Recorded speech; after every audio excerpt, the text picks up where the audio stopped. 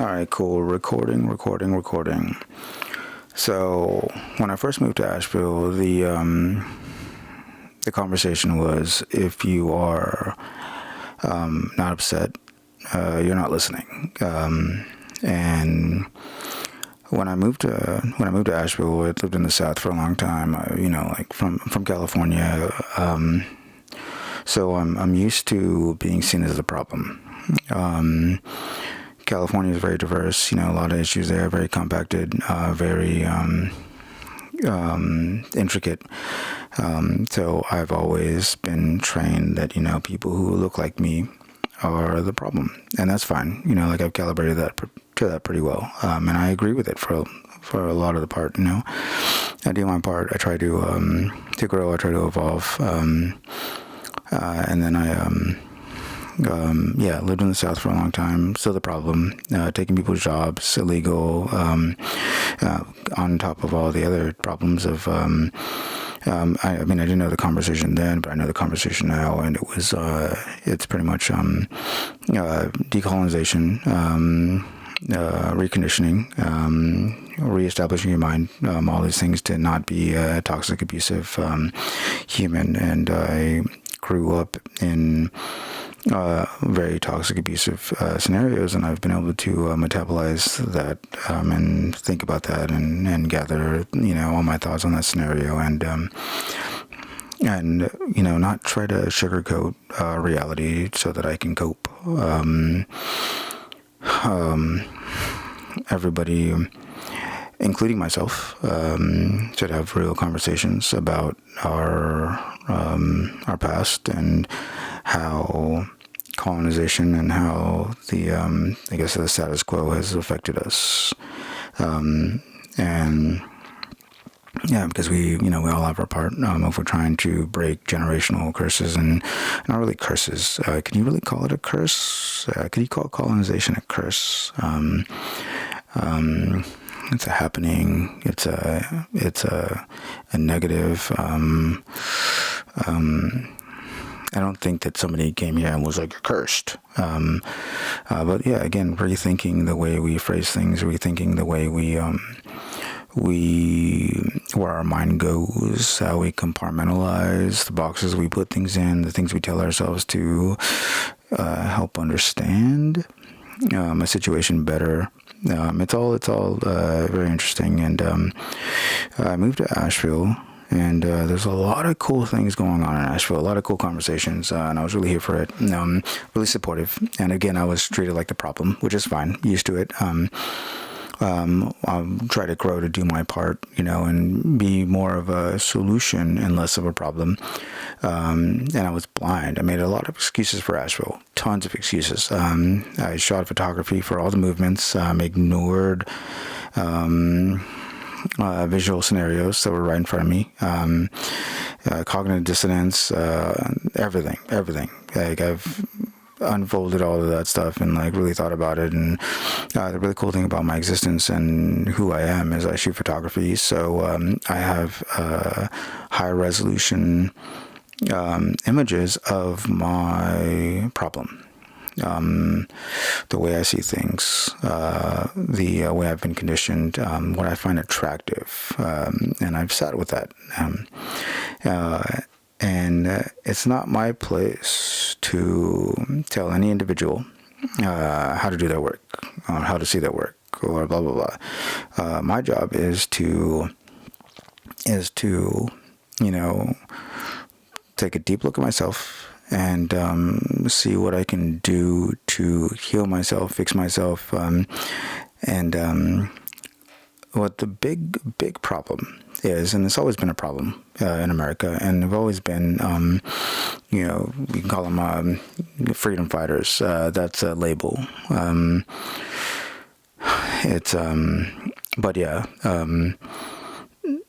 And they've always ultimately just been, people who bring awareness to a problem. And the problem was, for a very long time, melanism. I don't like to call it racism because, there's one human race if Martians were here, that would potentially be a different race, unless we came from Martians, and it would still be one race. But I mean, you get what I'm saying. So like, racism suggests that there's multiple races. Even the word race, like, what are we racing to? I talk about this a lot, but yeah, so I believe, I don't really believe in racism. I believe in culturalism and melanism and bigotry and all these things.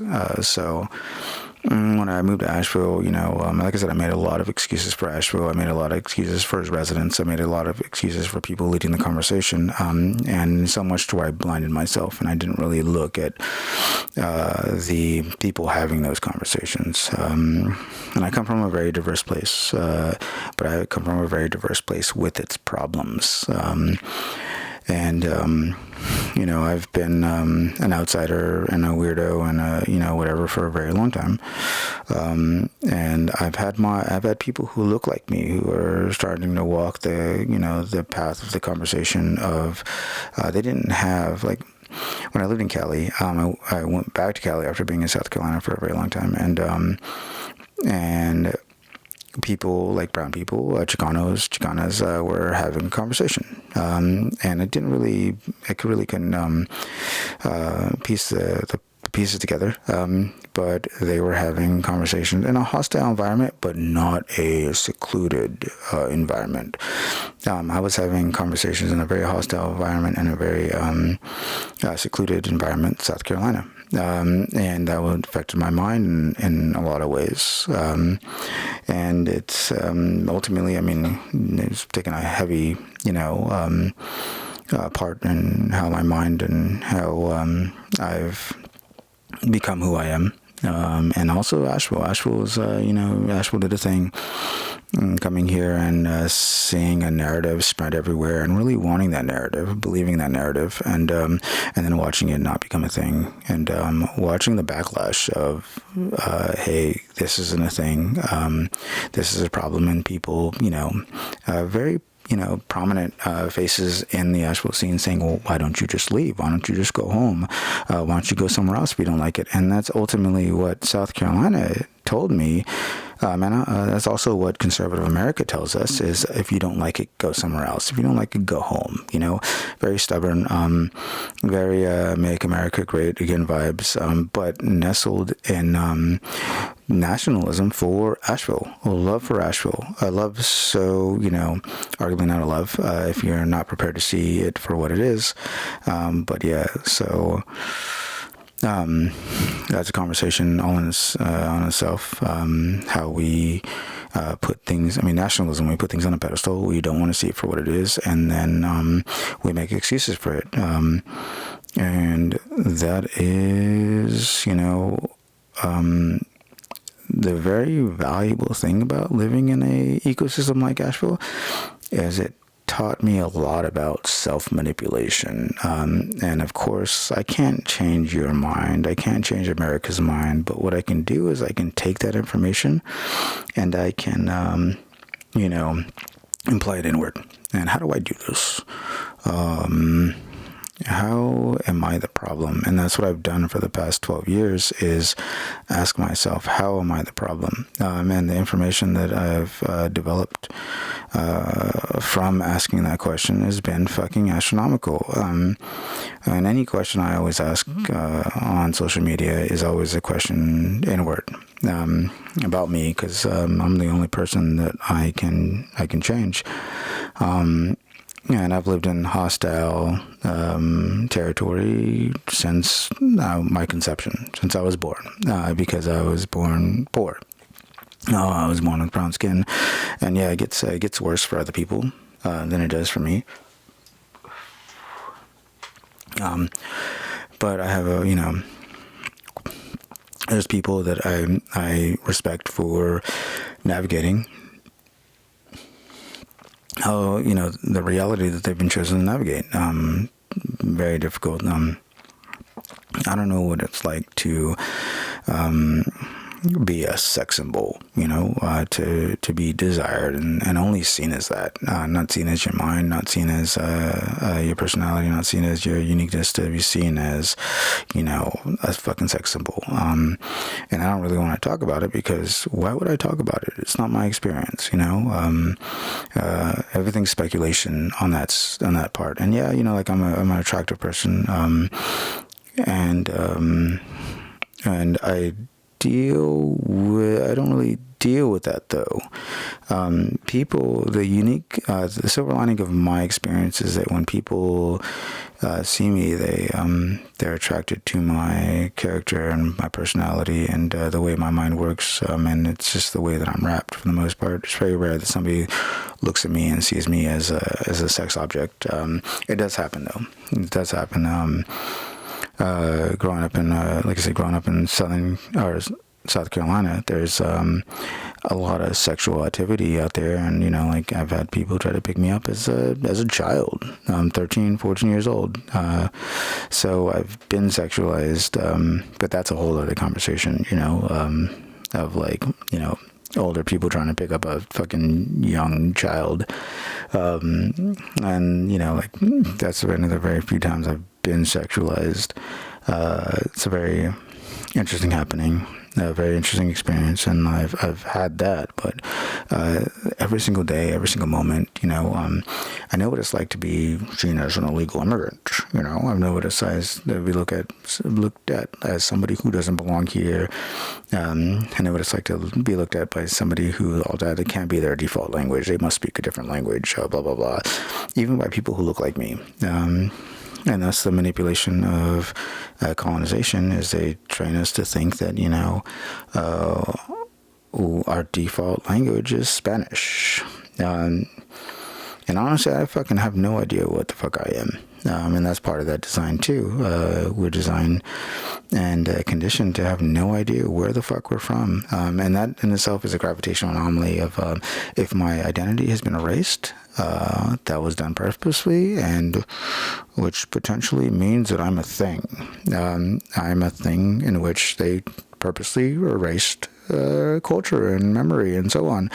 So I've got that going for me. That's a truth. That's a scenario. But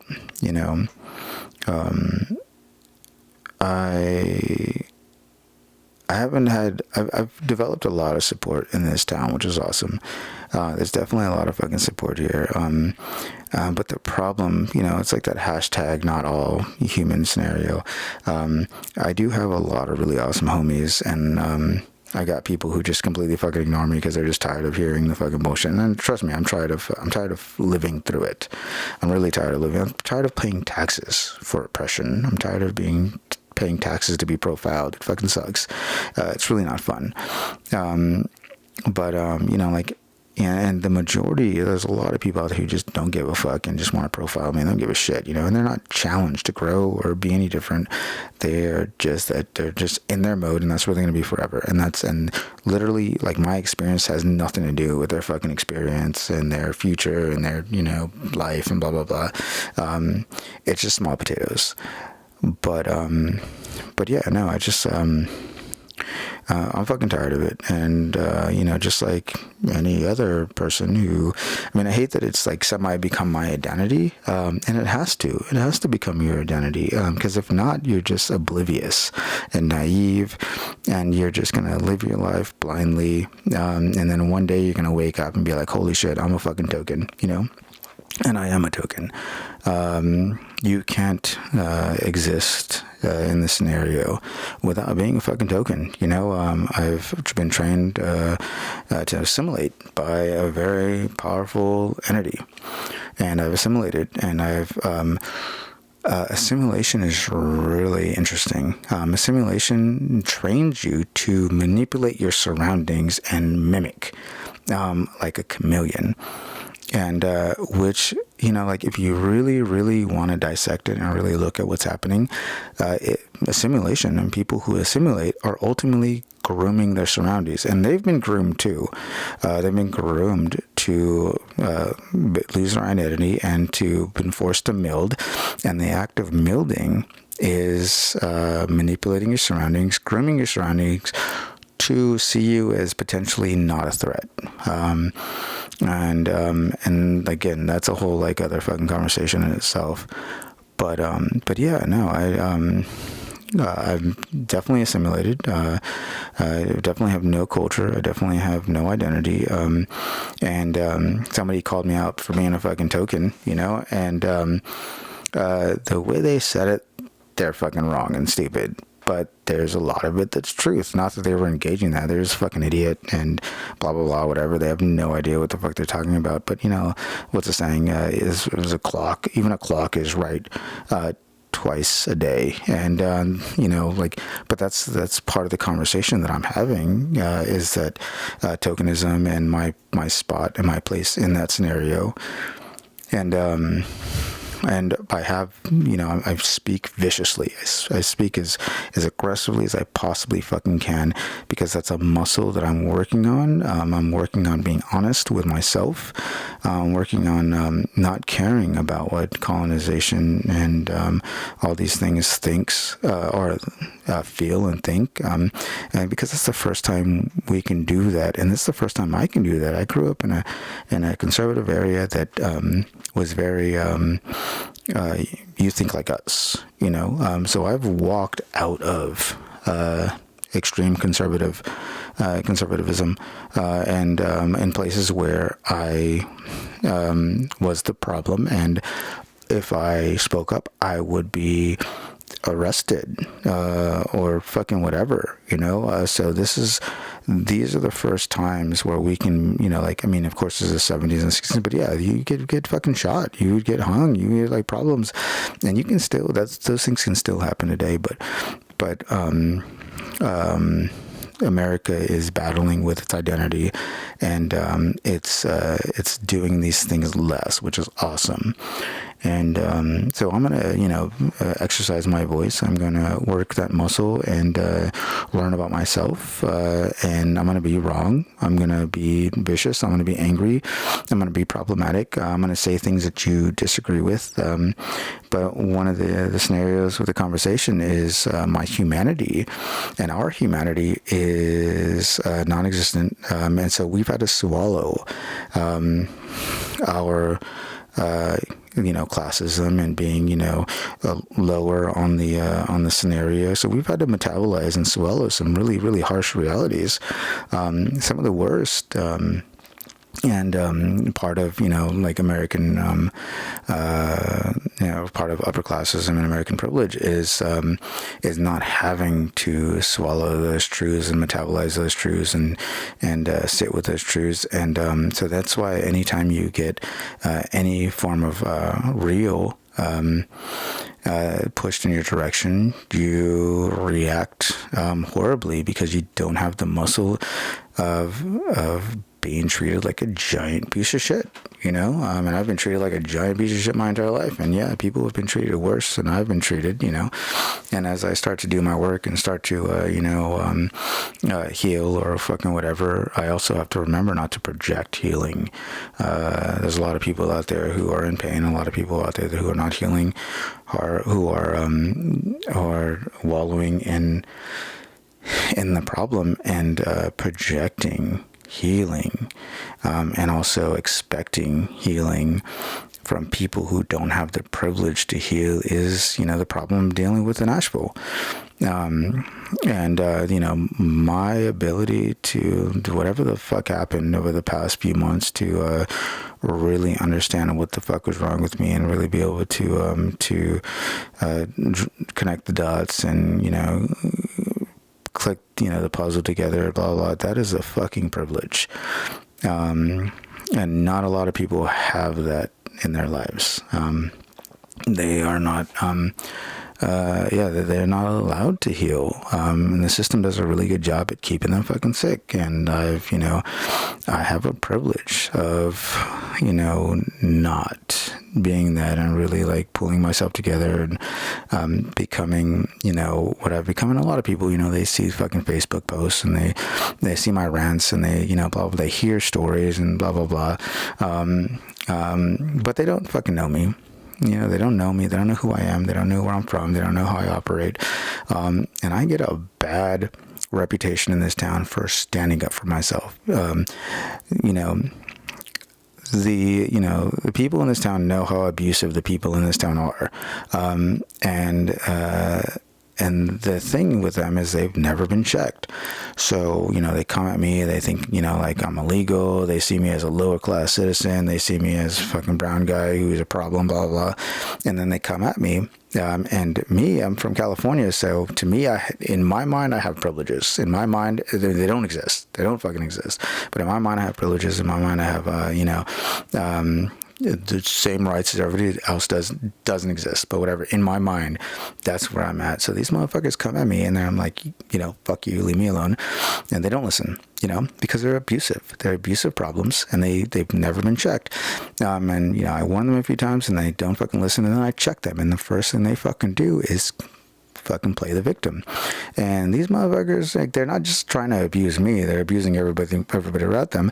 But because I put my hands on them, now they're the victim. And that's the perpetuating scenario with America, is victimizing its problems. And that's what America has done for hundreds of years, is victimized itself, and it's been the problem. So yeah, it's a really interesting time. I'm not gonna fucking be quiet. I'm not gonna shut up. I'm not gonna fucking be your friend unless who your friend is somebody who's real with you. And I'm as real as you as I am with myself. I'm continually, breaking myself down and trying to question and sit with new selves. And that's just the muscle memory that I have is I feel like it's growth. And that's why I'm doing these videos, and these any kind of recorded scenario of this process, is because I not only do I think that the problem should be listening, I am the problem, but future generations, present generations, processing, dealing, the journey, the path, we're all growing. We are not only are we walking into new scenarios, technology and, so on, but with the civil scenario, we are walking into new grounds constantly. And yeah, and I'm part of that. And my friends are a part of that. My friends who grew up in the South, I had a family friend who were in the newspaper for the first, I guess maybe, brown people in that area. They made it to the fucking newspaper, and my family was right after that. They didn't give a fuck, where the fuck we were from, because they already had their first family. But it didn't fucking matter. It was really interesting time, really interesting experience, and Asheville is no different for people who look like me. And yeah, I'm going to continue being, loud, militant with my voice, constructive, destructive, and aggressive, because we have a lot of work to do. I'm here for that work, and I don't care how this fucking town feels. I don't care how people who think they're allies feel, and I don't care how the tokens feel, the tokens of this town who think that they're fucking doing work, who are highly aggressive and honestly fucking hate people who look like them, and I've dealt with that too myself, because that's how we're conditioned to be, and so on. But yeah, I'm not here for it. I'm here for progress, whatever the fuck that looks like. I'm gonna continue going. I'm gonna continue screaming and being stark raving mad, because that's what it takes. That's what it takes to wake up and fight every fucking day, is just pure unadulterated fucking anger. And the people who boast about love, either you're disassociating, or your experience is, I don't know, I don't get it, but whatever. So yeah, but whatever.